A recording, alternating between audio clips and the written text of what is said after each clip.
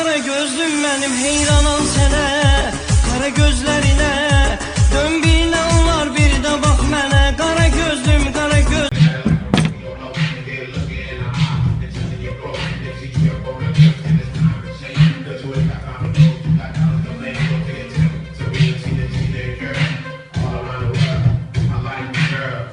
Salam ala ne var ne yok. Sağ ol dadaş borcumu ver.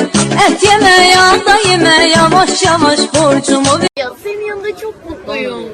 Peki biz şimdi neyiz? Elhamdülillah Müslümanız. Babam ben sana bir söz demek istiyorum. Deyil. Babam biz çok kasıb ailəyik. Bəsdir də Akif, sən onsuz da hər 14 fevrala yaxın belə eləyirsən. Keçən ildə dedim Papa Rəhmət gedib. Sonra avtobusda gördüm. Ay qız kim o ya? Allah saklasın, şirin şahlı.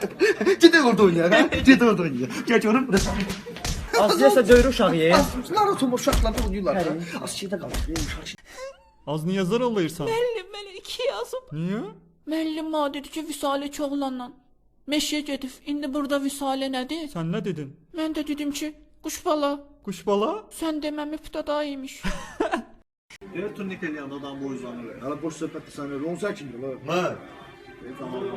O boyda da var. Deyir nə ta deyir nə ta. Şinyanı mən basın yarışdırsın ha. Niyə sözün yerə sarsan oğlum? Kız gile, o kız gile, bu kız gile, ahır anam geldi dile, cavanlığım yetti elimden.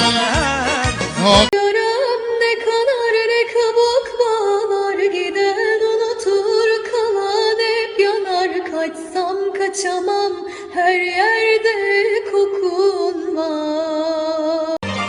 İstersen kalbimden silin acılarım, istersen bahşedim sana dünyalarım. İğne vuracağım, korkmursan. Oğlan adın kişi qoy, belə gəlsin yine.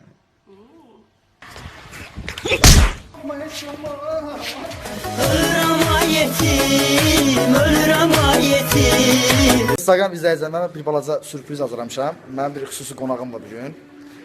Akşamın seyir olsun. Mən Zəngilan Otosu. Bu çay evinə gəlib genəlmin. İnanallah haqqı genəlsaz gömləyə qədər tapla qoy patladır.